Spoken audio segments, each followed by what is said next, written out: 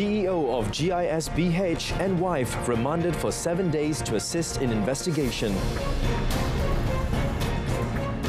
Rakuten projects Bursa to hit 1,780 points by year end.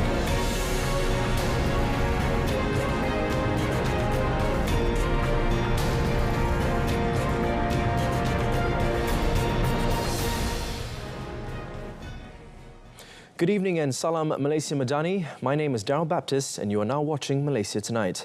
The CEO of Global Ikhwan Services and Business Holdings, or GISBH, and his wife are among 19 individuals who have been remanded for 7 days starting today to assist in the investigation of child exploitation case. A remand order was issued by Magistrate Wan Noranisa Ngadirin after approving the police's application at the Shah Alam Magistrates Court. All suspects remanded are aged between 25 and 65, consisting of 12 men and 7 women. Police said they will be placed in the central lockup at the Shah Alam Police Headquarters. Earlier, the Inspector General of Police, Tan Sri Razaruddin Hussain, confirmed the arrests made during the early morning global ops. The operation was conducted simultaneously at 4 residential units in Tower A, Berjaya Times Square, Jalan Imbi, Bukit Bintang at 5:40 in the morning. This follows reports that the charity home run by the company is accused of abuse, neglect and sexual misconduct. The opposition are welcome to submit new proposals or feedback regarding the draft Memorandum of Understanding, or MOU, concerning allocations for opposition members of Parliament. Deputy Prime Minister and Chief Whip of the Unity Government, Datuk Seri Fadilah Yusof, stated that the existing draft can serve as a basis for these discussions. He also clarified that as of today, his office has yet to be contacted by the opposition to continue discussions regarding the MOU. Apa yang nak draft baru?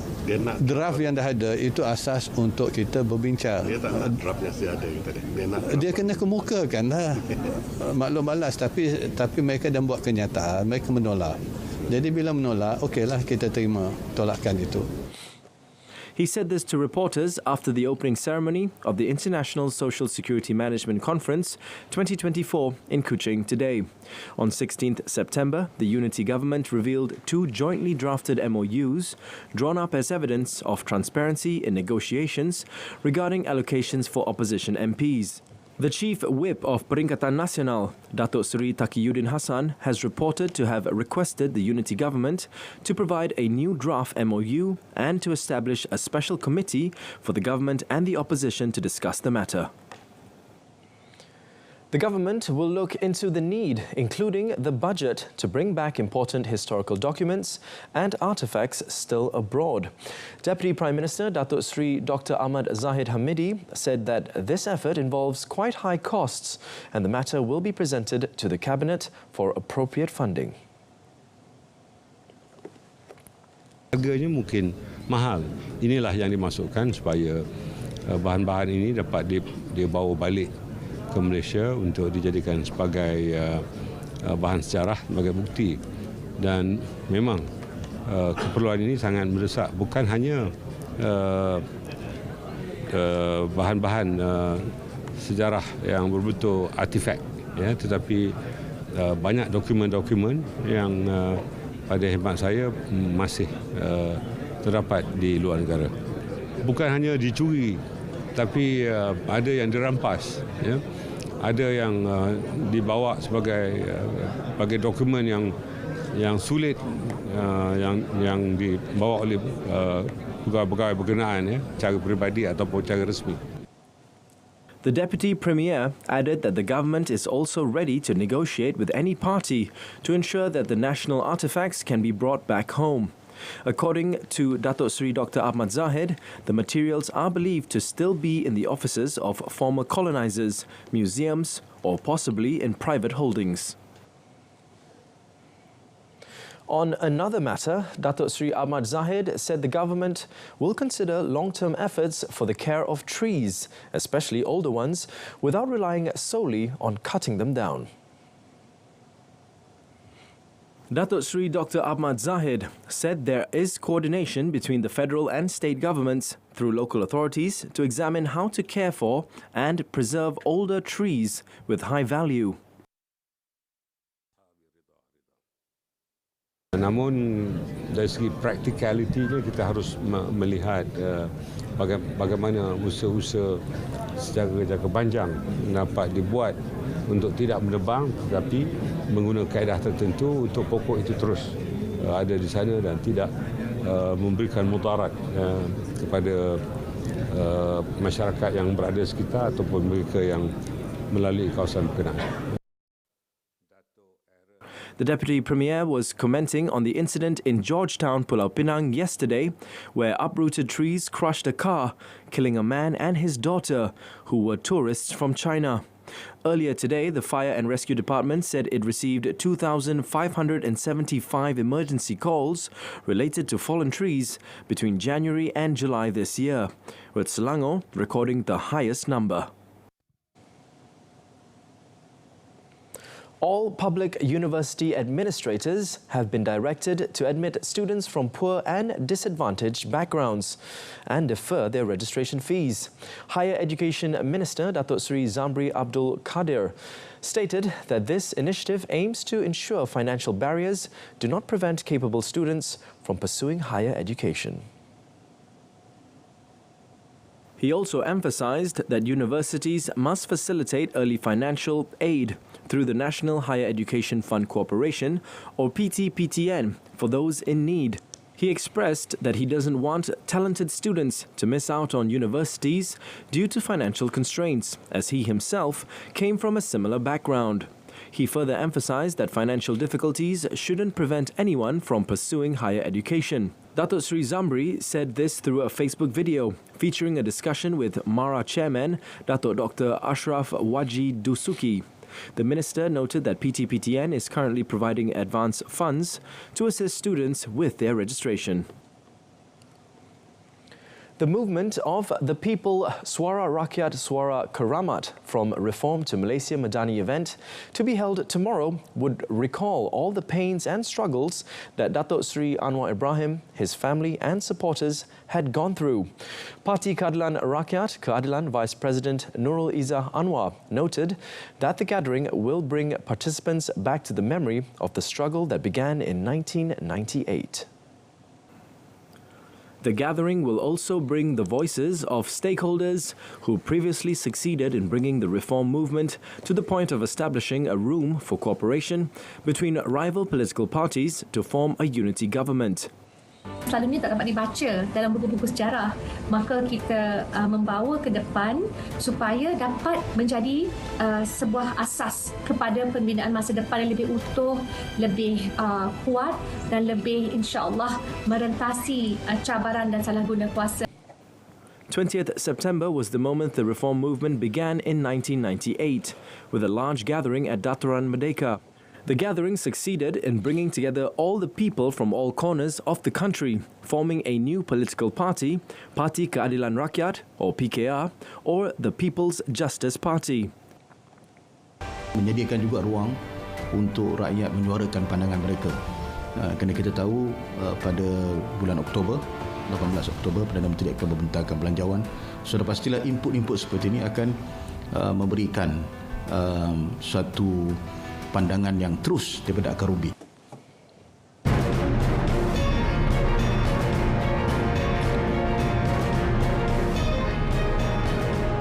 In our business segment, US Federal Reserve cuts its key lending rate by 50 basis points. Stay tuned.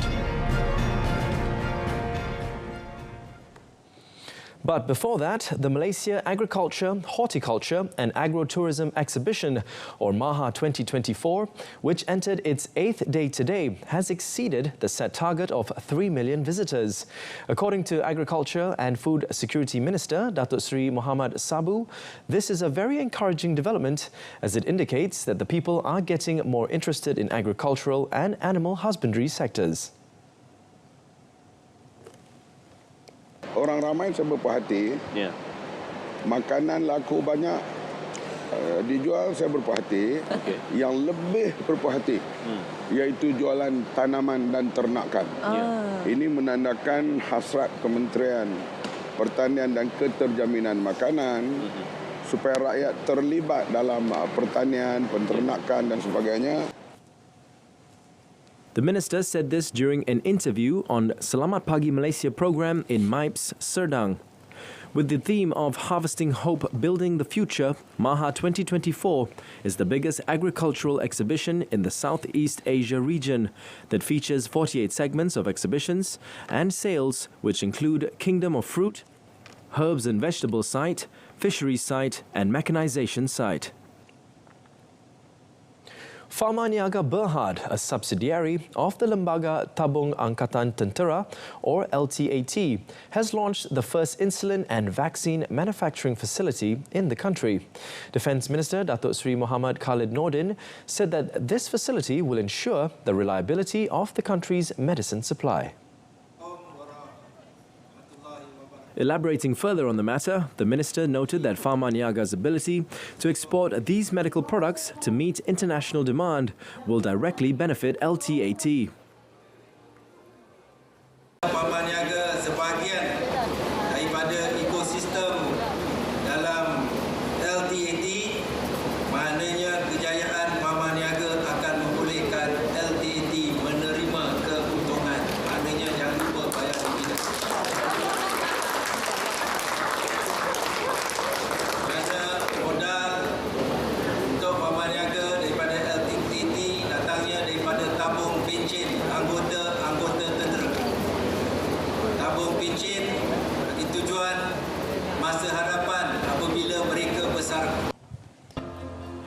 The opening of this facility aligns with the Malaysian Armed Forces Fund Board's LTAT commitment under the Madani Economic Framework to enhance innovation and value in Malaysia's pharmaceutical industry.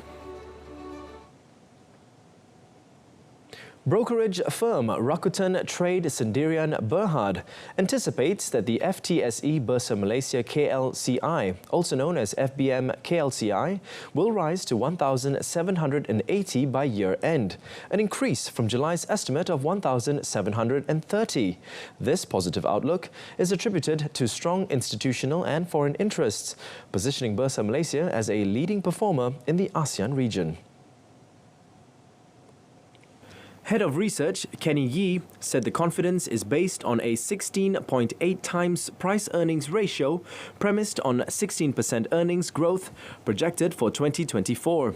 Speaking at a virtual media briefing on the fourth quarter outlook today, he said the FBM KLCI had surged 14% year-to-date. For this year, we have tweaked our target for KLCI to 1780.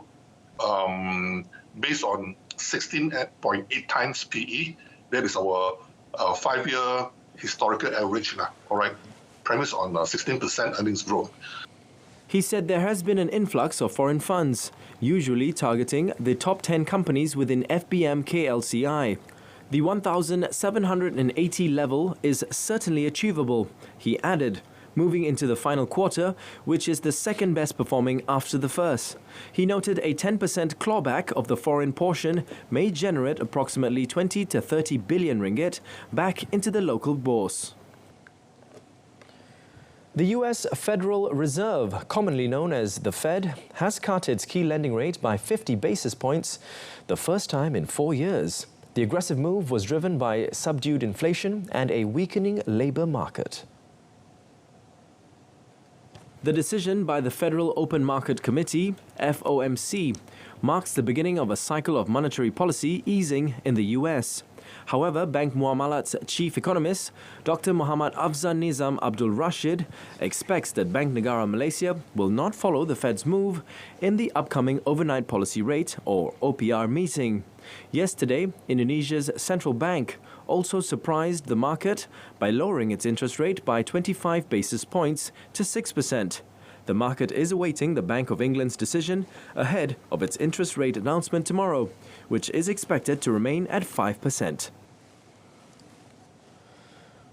Malaysia's trade has continued its stellar performance in August, growing 18.6% year-on-year to 252.65 billion ringgit, the fastest growth rate in 22 months.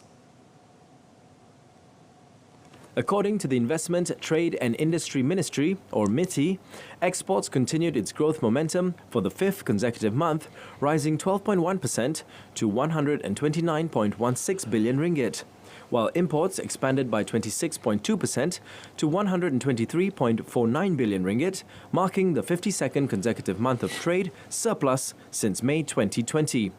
In terms of markets, it said exports to all major trading partners, namely ASEAN, China, the United States, the European Union, and Taiwan, had expanded. Exports to the US surged to a new record high, mainly due to higher demand for E&E products such as semiconductor devices and integrated circuits. Citing the World Semiconductor Trade Statistics, abbreviated to WSTS, MITI said WSTS has forecasted the global semiconductor sales to grow by 16% this year, led by stronger performance in computing end markets. MITI also said the International Monetary Fund, or IMF, has maintained its global gross domestic product, or GDP, growth forecast at 3.2% for this year, while highlighting concerns about potential inflation risks and ongoing trade tensions. The Ministry of Finance, or MOF, will allocate adequate funds to the tourism sector in preparation for Malaysia's role as ASEAN Chair in 2025 and the Visit Malaysia Year 2026. Finance Minister 2, Senator Datuk Seri Amir Hamzah Azizan, said Malaysia has a significant opportunity to enhance global awareness of its tourism sector through its ASEAN chairmanship. He said as the year 2026 will also be Visit Malaysia Year, preparations must be made for both events. Tourism, he added, is a crucial sector, rapidly generating revenue for the country. Dari segi dasarnya, mestilah kita ada pertambahan untuk sektor pelancongan. Kerana tahun depan kita menjadi pengerusi ASEAN dan tahun 2026 kita kena bersedia untuk Visit Malaysia Year. Jadi dalam bajet tahun ini kita akan menyediakan peruntukan yang mencukupi untuk kita membuat dua-dua usaha ini menjadi usaha yang berjaya.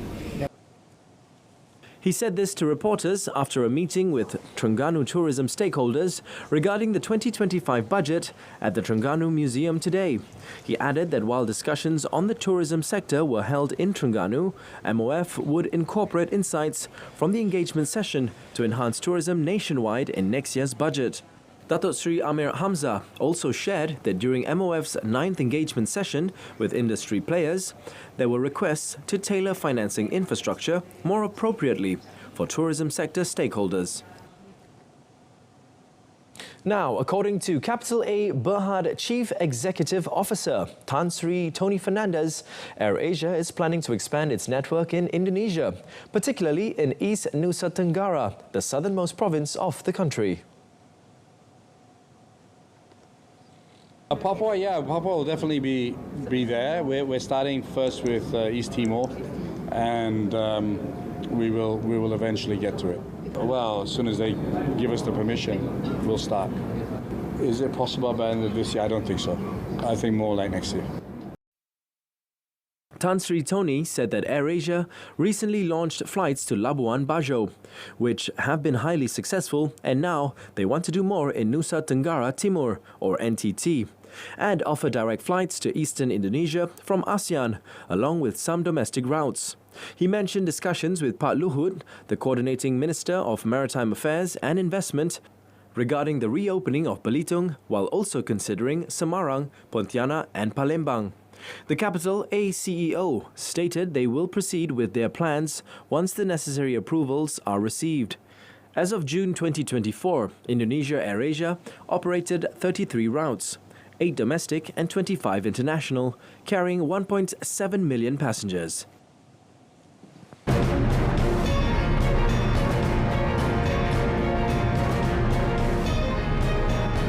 On the foreign front, Vietnamese property tycoon sentenced to death. Stay with us.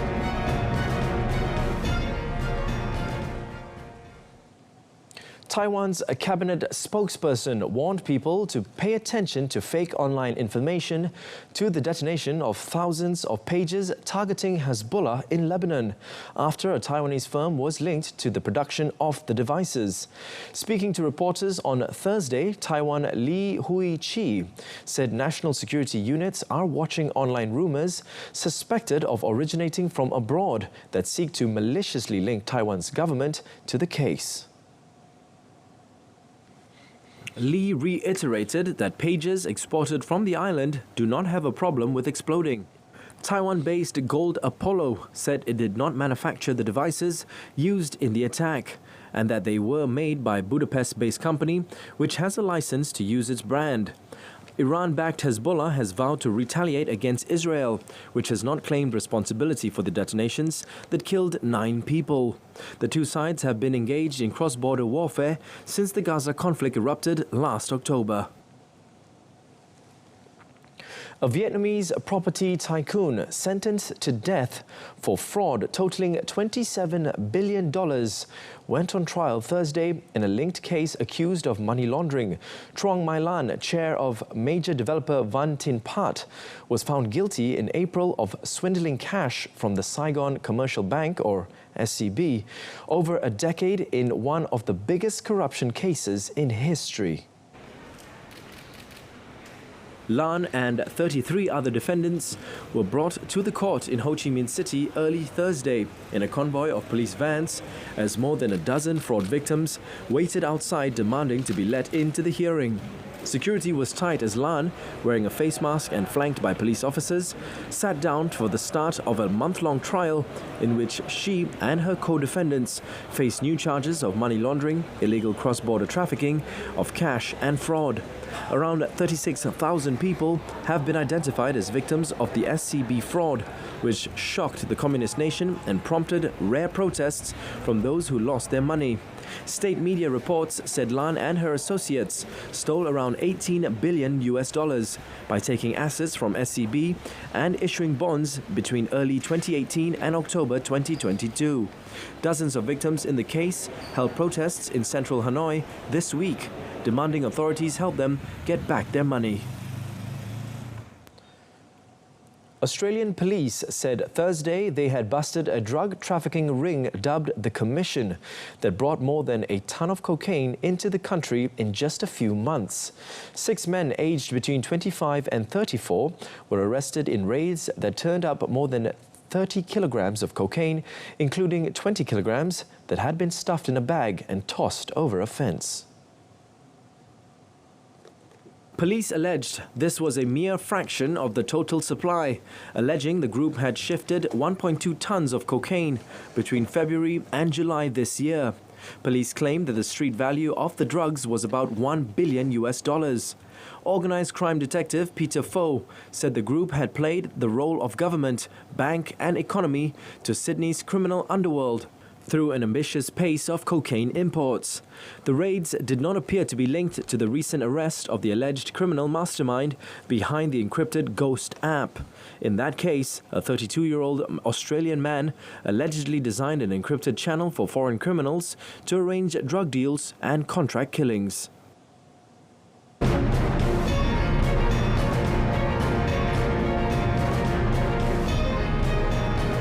Still to come, Chong and Kaiun stunned world champions Min Hyuk and Seung Jae in China Open. That and more in our sports segment. Starting off our sports segment this evening, national men's doubles pair Man Wei Chong and T Kaiun pulled off a sensational upset by defeating South Korean world champions Kang Min Hyuk and Seo Seung Jae in the second round of the 2024 China Open today. The world number 13th ranked Malaysian shuttlers won 21-18, 21-19 to qualify for the quarterfinals at the Sin Cheng Gymnasium. Tomorrow, Wei Chong Kaiun will play against fellow Malaysians Goh Zifei, Noor Izzuddin Muhammad Rumsani. Meanwhile, national mixed doubles pair Ho Pang Ron, Cheng Su Yin beat teammates Yap Roy King and Valerie Seo. 21-9, 21-15, and scheduled to face off Dejan Ferdinand Shah, Gloria Emmanuel Wijaya. Malaysia's professional mixed pair, Tan Kian Meng and Lai Pei Jing, also failed to clear the round of 16, losing to Denmark's Jasper Toff and Amalie Magdalene.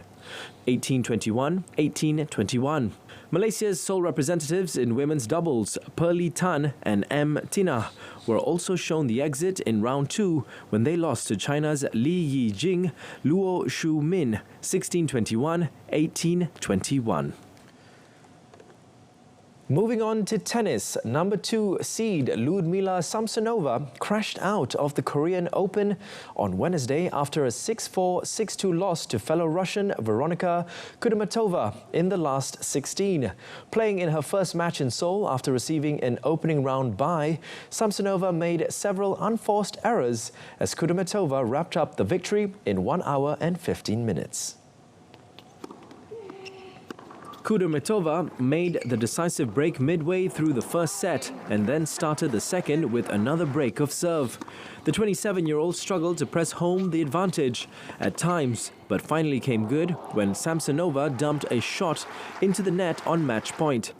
Kudermetova, who has seen her world ranking drop from 16 at the start of the year to her current position of 44, will face either American Amanda Anisimova or Bulgaria's Victoria Tomova in the quarterfinals. Samsonova's loss leaves top seed Daria Katsatkina as the clear favourite in a field already depleted by a string of last-minute withdrawals, including world number 1 Iga Swiatek, US Open runner-up Jessica Pegula and former Wimbledon champion Elena Rybakina. And now on to football. Arsenal manager Mikel Arteta on Wednesday said he hopes to lead his side to a solid start to their Champions League campaign in a really tough place as they prepare to face Atalanta in Bergamo tonight in their round 1 match. First game, a really tough place to come. They built something amazing here and it was a beautiful story what they achieved last season. But for us as well, it's a new season and we really want to kick on the right way. We have learned as well and we can show that composure, but as well that determination and that belief that is very important in these stages because tomorrow here we know what we are going to be facing and it's going to be tough, but the team is ready and prepared.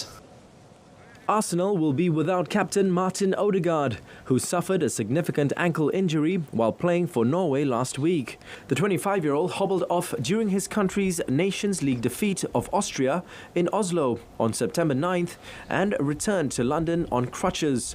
Odegaard has become a key player for Arsenal, missing only a handful of games over the last 3 seasons, and a lengthy absence will come as a huge blow. And that wraps up our bulletin tonight. In our top story, CEO of GISBH and wife among 19 remanded for 7 days to assist investigation into child exploitation allegations. Do join us again tomorrow afternoon at 12:30 p.m. on TV2 and Saluran Berita RTM. Or you can stream us live on RTM Click's website and mobile app. It's quite a nifty app. Till then, Malaysia, I'm Daryl Baptist. From the river to the sea, Palestine will be free. Thank you for watching and good night.